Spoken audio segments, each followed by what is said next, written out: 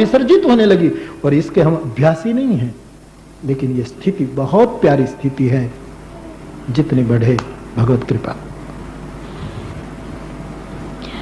बापू, संसार में बहुत दुख हैं, उनसे बचने के लिए हम प्रभु की ओर मुड़े तो भक्ति में भी महापीड़ पाई। हृदय तो वहां भी दर्द के मारे तड़पता रहता है, वो कैसे सहन करें? कृपया कुछ उपाय बताएं। नहीं, मैंने कहा उसका जवाब तो मैंने ये दुख वाली बात में दे ही दिया कि दुख बहुत जरूरी है। इसके बिना 24 ये बरसात तो आवश्य भगवान करे, पर यदि बारिश आए और 360 दिन बारिश ही बारिश रहे तो जीवन का कोई व्यवस्था नहीं बचेगी। ये बहुत जरूरी है, बहुत जरूरी। एक किसान ने भगवान को फरियाद की थी कि तू भगवान जरूर है, लेकिन तेरे पास कोई व्यवस्था और कोई व्यवस्था की अक्ल नहीं है तुझ में। भगवान को कहा, क्योंकि तू कभी कम वर्षा करता है, कभी ज्यादा करता है, कभी अकाल देता है, कभी कुछ करता है, कभी बीज खत्म हो जाते हैं। कुछ समय पर सब किया करो। और यदि आपको ना, क्योंकि आपने कभी किसानी की नहीं है ना, तो रोज भगवान को कहता रहता है। एक बार भगवान को करुणा आ गई कि रोज मुझे शिकायत करता है, तो कहा कि इस साल तू संभाल, मैं बैठा हूं। और पूरा उसने दे दिया। तो उसने सब हिसाब से किया कि इतनी वर्षा होनी चाहिए, इतना ही ताप होना चाहिए, इतनी ही ठंडी होनी चाहिए, इतने समय में। तो बहुत सुंदर परिणाम आया। खेती लहलहा गई, मबलक पाक, सब हरियाली, और नाचने लगा कि भगवान भी संकोच अनुभव करेंगे कि निकला मुझसे आगे। कितना व्यवस्थित। और दो आदमी एक के ऊपर चढ़कर चले तो भी न दिखाई दे, इतने बड़े बड़े पौधे हो गए। लेकिन जब दीपावली के समय उसको काटने का मौका आया, तब किसान रोया। एक भी डूंडे में बाजरी का कण नहीं था। भगवान के पास रोया, बोले ये क्या हुआ, कुछ मिला नहीं?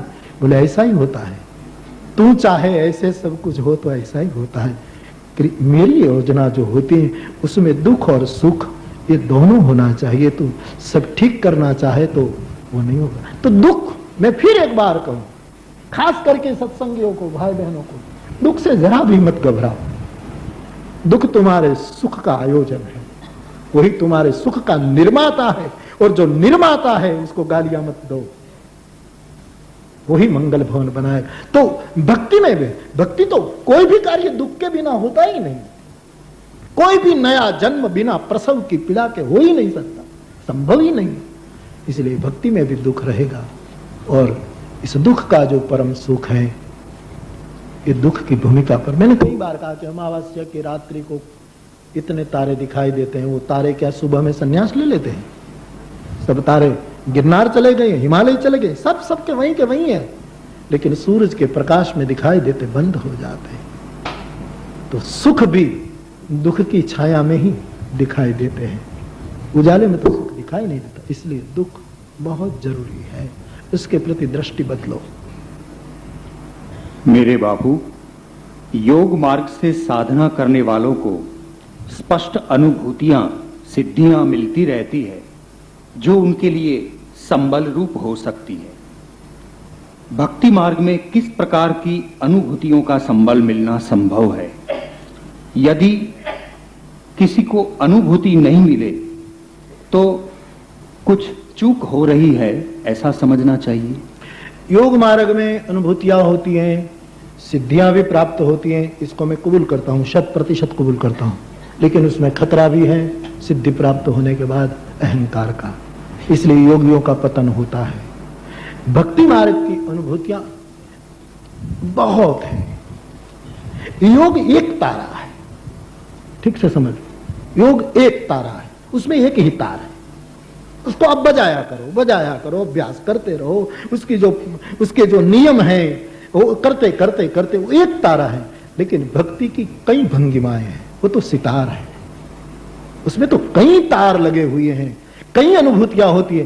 किसी को तुम्हारी आंख में अकारण कृष्ण नाम लेने से आंसू आ जाए तो वो अनुभूति नहीं तो क्या है? तुम किसको अनुभूति कहते हो? तुम्हारे हृदय में तुम्हारे कोई प्रिय व्यक्ति को याद करते हुए एक तड़प, एक कसक, एक महसूस होने लगे तो ये अनुभूति नहीं तो क्या है? भक्ति मार्ग में तो यदि परमात्मा को प्रत्यक्ष देखना चाहे तो वो भी हो सकता है, व्यापक रूप में देखना चाहे तो भी। तू सबका है वो भी भक्ति का अनुभव है, तू मेरा अकेले का है वो भी भक्ति का अनुभव है। सब भंगिमाएं भक्ति को स्वीकार्य है। बापू पर निंदा छोड़ने का संकल्प अनेक बार किया किंतु व्यर्थ रहा। आज श्री चरणों में पुनः इस संकल्प को धारण कर रहे हैं। कृपया किसी सूत्र का अवलंबन देकर हमें पर निंदा के महापाप से मुक्ति दिलाएं। पर निंदा का छोड़ने का बहुत प्रयास किया, छोड़ने का संकल्प अनेक बार किया किंतु व्यर्थ रहा। आज श्री चरणों में पुनः इस संकल्प को धारण कर रहे हैं। कृपया किसी सूत्र का अवलंबन देकर हमें पर निंदा के महापाप से मुक्ति दिलाएं। एक ही बात, मन से पर निंदा निकालना बहुत कठिन है। पहले वाणी से निकाल दो, वो तुम्हारे काबू की बात है। मन से निकालना, क्योंकि मन तुम्हारे काबू में नहीं है, हमारे काबू में नहीं है, लेकिन वाणी हमारे काबू में है। पहले तो ये सूत्र के रूप में, संकल्प के रूप में हाथ में जल लेकर निर्णय करो कि हम वाणी से पर निंदा नहीं करेंगे। प्रथम सोपान वहीं से, फिर धीरे धीरे धीरे वाणी से पर निंदा नहीं करने का एक अच्छा सुख मिलने लगेगा, तो धीरे धीरे विकसित होते होते। बाकी सीधा मन से निकालना बड़ा मुश्किल है। निंदा करने की इच्छा हो, मौन हो जाओ, चुप हो जाओ। भले अंदर मन प्रयास करें कि थोड़ा बोल दूं, कहने जैसा है, हम सही है, सब मन भीतर से बलवा करेगा, लेकिन पहले वाणी से पर निंदा बंद करो, फिर अपने आप धीरे धीरे मन से निकल, और फिर मन से गया तो इस महापातक से सदा सदा के लिए मुक्ति मिल जाएगी। और निंदा करनी है तो भगवान की करो। आपको लगेगा कि गलत है, हरिहर निंदा सुनई दिखाना, वही पाप गो। सुनने की मना है, करने की नहीं। सुनो नहीं, लेकिन तुमको अंदर से लगे तो गालियां दो उसको कि तू ऐसा है। नरसिंह मेहता ने निंदा की, बे मानो बे बापनो, अभी निंदा बीजी कोने करी है? तारे बे मां, तारे बे बाप, तारे कोई नहीं पड़ी नहीं। ये जो कही कुछ भी कहना हो, तमेव शरणम गच्छ सर्व भावेन भारत, सभी भाव लेकर तुम उसी के तरफ जाओ, वहां सभी छूट है। बाकी दूसरों की निंदा के समय वाणी को पहले रोको, जबरदस्ती रोको, नहीं करना। जहां वाणी से होती है वहां अपनी वाणी बाउंड करके वहीं से निकल जाए। निंदा में शरीर को भी स्थापित न करो, वाणी को भी स्थापित मत करो, धीरे धीरे मन में आ जाएगा और महापातक से मुक्ति मिलेगी। परम श्रद्धेय सद्गुरु, सद्गुरु की कृपा सतत बरसती हो, लेकिन हमारा पात्र उल्टा हो या हमारे पात्र में छेद हो, तो क्या सद्गुरु नए पात्र न दे सके, या फिर पात्र भी अपनी पात्रता के हिसाब से मिलता है? पात्रता बहुत महत्व की वस्तु है। छोटे बच्चे पर बड़ा घड़ा उसको नहीं दिया जा सकता, उसको एक छोटी सी टबूड़ी दी जा सकती है, एक छोटा सा प्याला दे सकता है। साधक की अवस्था के अनुसार पात्र दिया जाता है, और अवस्था का मेरा मतलब उनकी पात्रता। हम पात्र है कि नहीं वो सोचना बंद करो, हमारे पास पात्र नहीं है वो सोचना बंद करो, हमारी पात्रता कैसे बढ़े। केवट ने जरा भी मन में रंज नहीं किया कि मेरे पास सोने का पात्र नहीं है, मेरे पास चांदी का पात्र नहीं जिसमें ठाकुर का चरण धोऊं, एक लकड़ी का पात्र जैसा था, क्योंकि केवट ने यह फैसला किया था कि मेरे पास पात्र नहीं है, मेरे पास पात्रता है। और राम स्वयं चलकर वहीं आए। तो सदगुरु परमात्मा जिसको हम मानते हों, परमात्मा को, ईश्वर को, वो जरूर पात्र दे सकता है अपनी पात्रता के अनुसार, लेकिन उसमें हड़बड़ी मत करना। ये 100 साल की जिंदगी कोई बड़ी बात नहीं है इस विराट अस्तित्व में। क्षण दो क्षणों का खेल है। ये तो हम और आप मूड हैं, इसलिए पता नहीं कि हम इतनी आयोजन, बाकी इस विराट की गिनती में हमारी 100 साल की आयु का कोई मूल्य नहीं है। इसलिए बस मन में ये भाव बनाए रखो कि सती को लगा कि इस बार मैं पात्र न बन पाई तो अगली बार पात्र बन जाऊं, और सती ने अपने जीवन को समाप्त करके दूसरी बार शिव का प्रेम पाने का की पात्रता भी प्राप्त कर ली, सत्संग की भी पात्रता प्राप्त कर ली, राम कथा की भी पात्रता प्राप्त कर ली, और आखिर में मैं कृतकृत्य भयो अब तव प्रसाद विश्वेश। तो उसमें धैर्य रखना, और पात्र सदैव पात्रता के अनुसार दिया जाता है। पूज्य बापू, कृपया चित्त को एकाग्र किस तरह रखें ये बताइए। साधना करते समय ही गलत विचार मस्तिष्क में क्यों रहते हैं? उसका भी प्रयास मत करो। जितना हो सके अपने आप को एकांत में रखो। पहले शरीर से शुरू करो, और चित्त स्थिर हो चित्त हो। अहि गति सम उसकी दशा है। सर्प की गति है चित्त की, वो इधर उधर घूमता ही रहता। लेकिन ये कलयुग है, मैंने कई बार कहा है कि चित्त कुछ भी विचार करे, कुछ भी तुम्हारे मन में चिंतन बिलक गंदा अच्छा डाले, उसकी फिक्र किए बिना तुम भजन करते रहो। और चित्त जो भी उलझने पैदा करे उसको क्रियात्मक मत बनाओ। चित्त ने कहा सो क्रिया में मत उतारो, उसी समय भी भजन करते रहो। लोग कहते हैं चित्त इधर उधर घूमता है तो भजन क्या करे, भजन कैसे करे? नहीं, भजन ही उसका उपाय है। और क्रिया में यदि नहीं उतरेंगे तो मानस पुण्य हो ये नहीं पापा। रामचरितमानस का वरदान है, सबसे बड़ा एक वचन है कि तुम मानसिक रूप से, जब तुम वाणी से भजन कर रहे हो, मानसिक रूप से चैतिक दृष्टि से तुम इधर उधर घूम रहे हो तो उसका पाप नहीं लगेगा। और जिसका पाप न लगने वाला हो इसकी फिक्र फिर क्यों करे? इतनी बार भजन करते रहो। सहज बहना क्या है? इष्ट के सतत योग के बिना हम सहज बह सकते हैं क्या? सहज बहना क्या? बहना सहज जीना क्या है?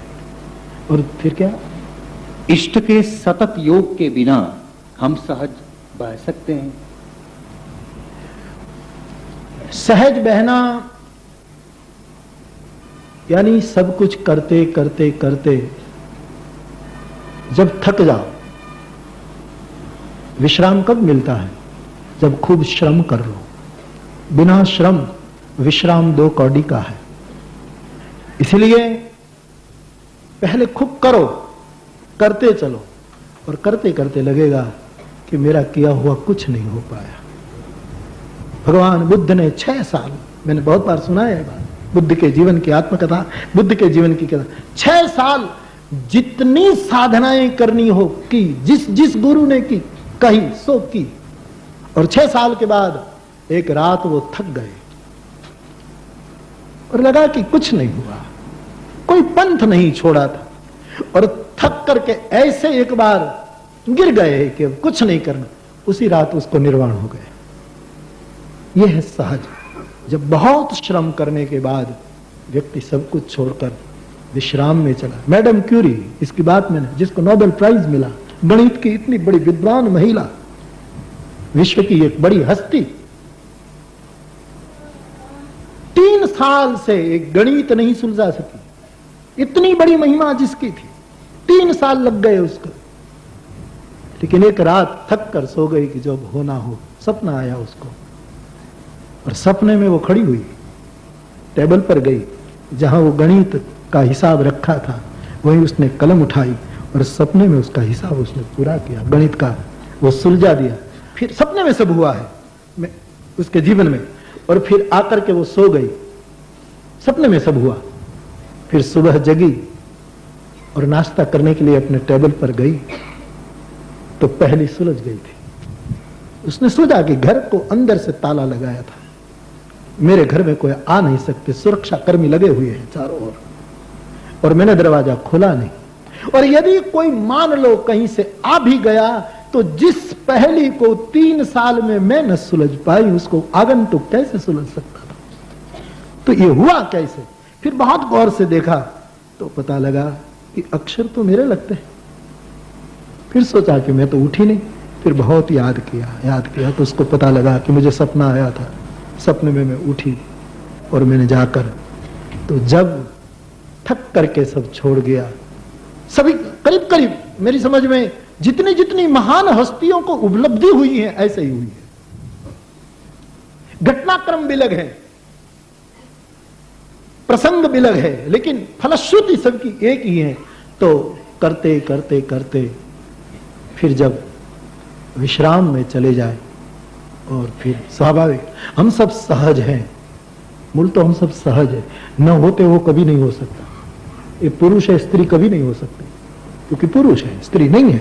स्त्री है वो पुरुष कभी भले बदा बातों करे समो बढ़िया सीताराम, ये नहीं हो सकता, ये संभव नहीं है। ये राजनीति है, सबकी अपनी अपनी भूमिका है। कोई बहन लोग कोई कम थोड़े हैं, अपनी भूमिका पर गरिमा लिए है, एक शिखर सर किया हुआ है अपनी अपनी जगह। तो जो है वही सहज हम सब है। कुछ सभ्यता ने, कुछ समाज ने, कुछ इस भीड़ ने, कुछ गलत धारणा होने हमको असहज बना दिया। मैं दो कथाओं से बोल रहा हूं कि पैदा होने वाला सब साधु है, असाधु तो हमने बना दिए सबको।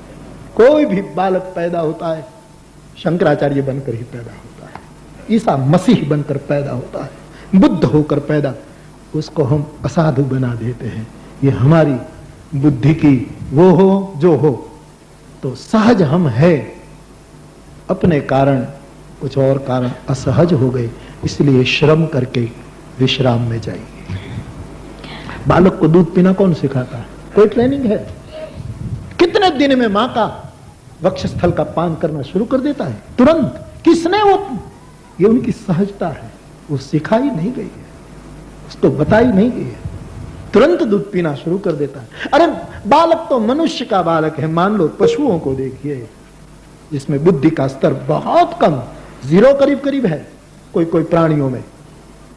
कौन सिखाता? ये उनकी सहजता का प्रमाण है। लेकिन फिर हम असहज हो जाते हैं। यदि हो गए हैं तो श्रम करके फिर विश्राम में आइए। बापू, आप कहते हैं कि कोई सद्गुरु के साथ रहे या दूर रहे, इसमें सद्गुरु को कोई फर्क नहीं पड़ता, क्योंकि सद्गुरु को किसी से कुछ लेना नहीं है। ऐसे व्यवहार की धरा पर तो ठीक लगता है, लेकिन भाव जगत की धरा पर क्या सद्गुरु को अपने शरणागत साधक का विरह नहीं सताता? प्रेम तो अन्योन्य होता है, सीधी सी बात है। लक्ष्मण जी को जानकी का विरह नहीं हुआ ऐसी बात मत समझो, लेकिन वो रोए नहीं, इतने नहीं रोए जितने राम रोए। और लक्ष्मण जी जीव समाज के आचार्य हैं, जीव के सद्गुरु हैं। वो तो सद्गुरु का मतलब क्या है? जिसको हम सद्गुरु कहें, जिसको हम परम कहे, उसका मतलब यह है कि भीतर